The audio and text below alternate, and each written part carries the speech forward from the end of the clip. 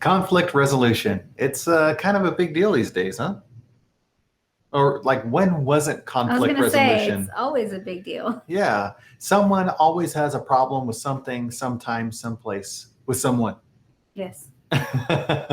So conflict resolution in the workplace, that sounds like it's a nice thing to be able to do. Yeah. I feel like you need to do that deal with it. Deal with it. Exactly. So like my glass is gonna like float down slowly and then bam. Exactly. Conflict resolution. Deal with it. Because you have to deal with it. You really do, absolutely. Because if not, it's going to be that one thing that's always going to be there, and you're always going to think about it. Or even if you've forgotten about what the issue was, you're not going to forget about how you feel about that one person. Right. Later on, it's like, hey, you want to do this? No. Why? I don't know. I just feel that. I don't know. Well, let's go ahead and talk about conflict resolution and how to manage all of that. So, Karen, what are some strategies to deal with conflict resolution?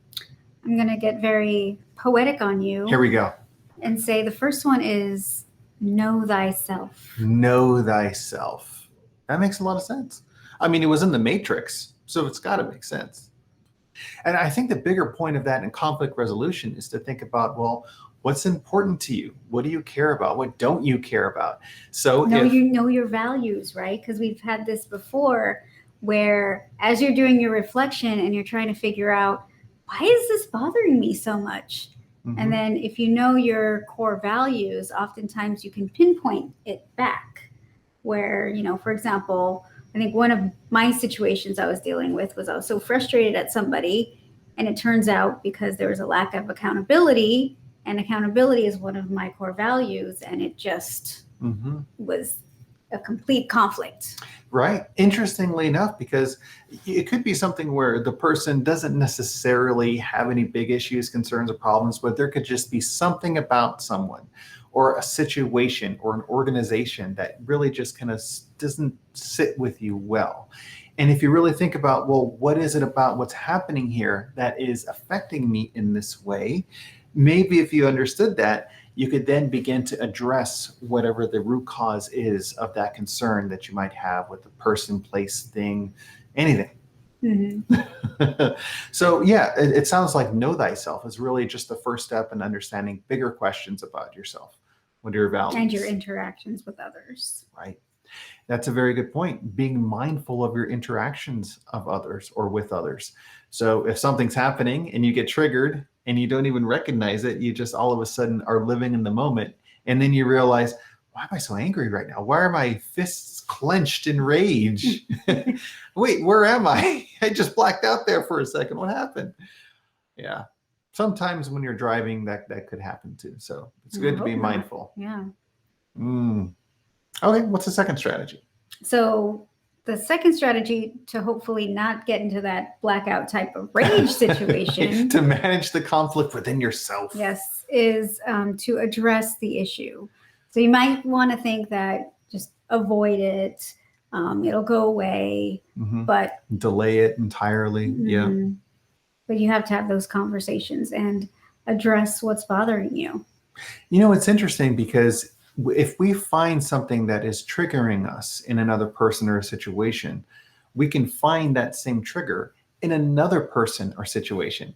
Kind of like sometimes when people change jobs and they're like, oh, I have to get out of here because of the culture of the situation, my boss, the type of work, all of that stuff. And they move on to the next place.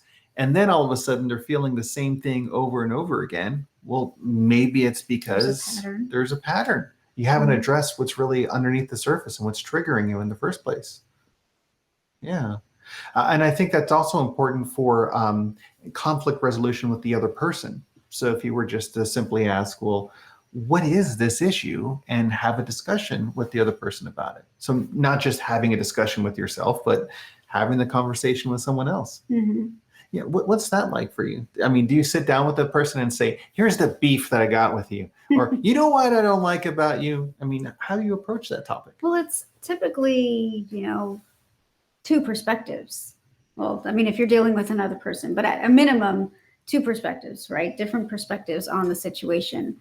So I think it's important before you do sit down and talk with that person to reflect and see, okay, what could I have done differently in this situation? Or how did I contribute to this situation? And then address it in that sense, being like, look, this happened, but here's how I could have managed it better. But would appreciate for you to, X, Y, and Z, because by you doing this or not doing this, it impacted me in this way. So I think you want to understand that there are multiple views of a situation. Yeah. And maybe having that conversation, if the person is able to really absorb the information well enough and you have a good conversation with them, they won't necessarily take it personally.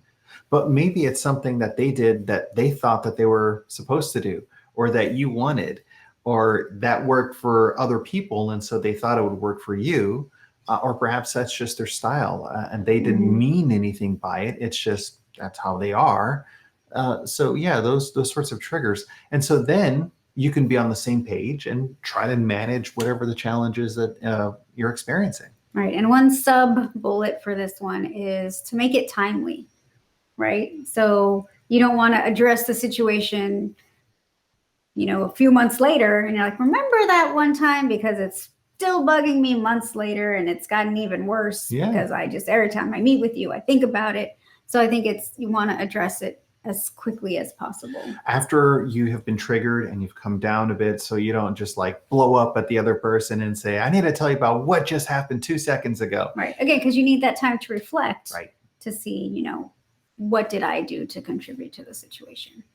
And so the third tip is all about building the partnership, because that's really at that point what it's about. How do you build the partnership with the person after you've had that discussion or you've had that interaction? Right. And I would interject that conflict is not necessarily bad. Right.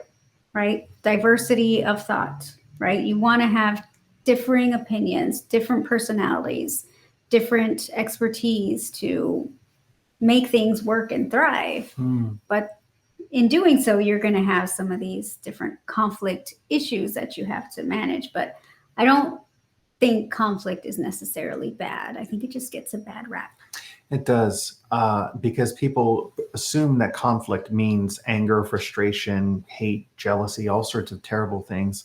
But conflict could be a way to help grow as well. I mean, you think about forms of energy, anabolic and catabolic. The catabolic is going to break things down. But in nature, it's great to break things down because it then creates nutrients to allow things to grow. So if you break down an issue or a concern, then that becomes the foundation for a partnership. They understand, well, okay, this person needs things this way or that way, or this issue or concern was brought up because of this good intention that just didn't have the best of executions, that sort of stuff.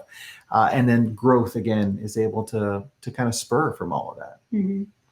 So the 3 strategies that we went over today for conflict resolution are all about knowing thyself, addressing the issue, and building the partnership.